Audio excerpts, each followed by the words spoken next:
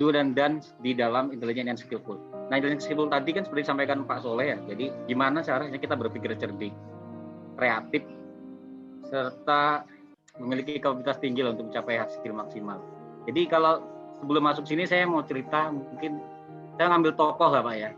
Tapi tokohnya itu mungkin nggak ke luar negeri atau internasional. Jadi saya lebih tokoh kita yang di Indonesia tetapi tidak asing di luar negeri ya. Namanya sangat harum sekali di Indonesia maupun di luar negeri. Jadi beliau adalah Bapak Habibie ya, almarhum. Jadi kalau kenapa saya ngambil ke Pak Habibie itu karena berhubungannya intelligent dan skillful-nya. Beliau itu orangnya cerdas ya. Kalau ngomong IQ, Pak Habibie itu IQ-nya dengan skor 200 ya Pak ya, presiden kita. 200. Jadi Albert Einstein aja 160. Tapi nanti coba dicek lah validasinya lah ya. 200 itu untuk Pak Habibie, kemudian Albert Einstein 160. Nah, beliau ini selain cerdas juga cerdik ya kan. Terus punya target.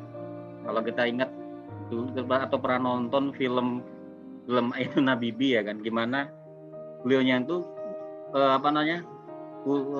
fokus ya kan, punya target gimana kita itu bisa punya suatu produk ya kan yang bisa dibanggakan. Jadi tidak hanya berpatokan pada luar negeri saja. Jadi kalau ngomong nyaman, di kita itu nyaman ya kan, di Indonesia itu nyaman. Orang bilang itu tanah kita itu tanah surga ya kan, nyaman di Indonesia itu, sumber daya alamnya ada. Apapun bisa jadi sesuatu ya kan, bisa jadi makanan, bisa jadi uang dan lain-lainnya kan. Nah, tetapi Pak Habibie ini tidak puas ya kan, tidak cepat puas, yaitu selalu mencoba sesuatu yang baru ya kan. Jadi sampai belajar keluar untuk mendapatkan targetnya, yaitu tadi pesawat kalau kita tahu ya kan. Nah, jadi sama dengan sini seperti yang di dunia kan. Jadi kita tuh harus punya berpikir kreatif ya kan, berpikir kreatif. Jadi gimana kita tidak tidak selalu mentok atau itu aja dengan atas